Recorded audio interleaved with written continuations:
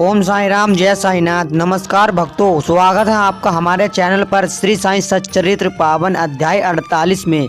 श्री सप्तनेकर अक्कलकोट में वकील थे। उन्होंने परीक्षा पास की, शादी की, लेकिन 1913 में उनके इकलौते बेटे की गले की बीमारी से मौत हो गई।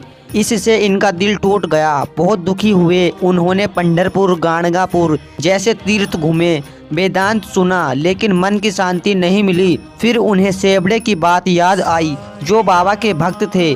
उन्होंने सोचा, मुझे भी शिरडी जाना चाहिए। वे अपने छोटे भाई पंडित राव के साथ शिरडी आए। बाबा के दर्शन से खुश हुए। जब वे बाबा के पास गए, श्रीफल चढ़ाया और प्रणाम किया, तो बाबा अचानक क्रोधित होकर बोले, यहाँ से निकल जाओ। सप्तनेकर उदास होकर कोने में बैठ गए।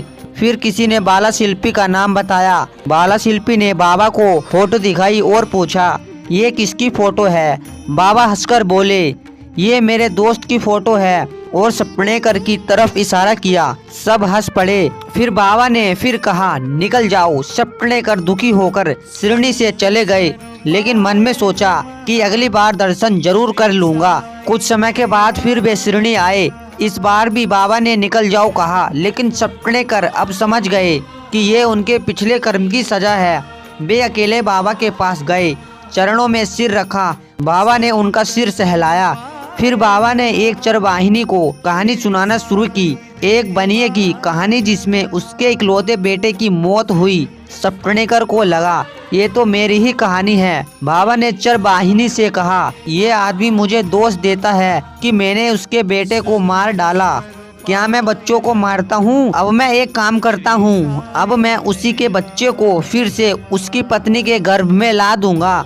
बाबा ने सप्तनेकर के सिर पर हाथ रखा और कहा, ये चरण पुराने और पवित्र हैं। अब चिंता मत कर, मुझ पर पूरा भरोसा रख, तेरी मनोकामना पूरी होगी। सप्तनेकर रो पड़े। 1 साल के अंदर उनकी पत्नी को फिर से पुत्र प्राप्त हुआ। बच्चे का नाम मुरलीधर रखा।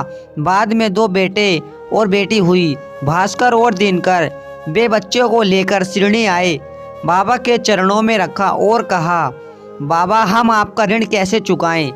आपके चरण ही हमारा सहारा है। बाबा ने आशीर्वाद दिया। इस अध्याय का सारांश, बाबा भक्तों के संकट खुद उठाते हैं। जो श्रद्धा से पढ़ेगा या सुनेगा, उसके कष्ट दूर होंगे। ओम साई राम, जय साईनाथ।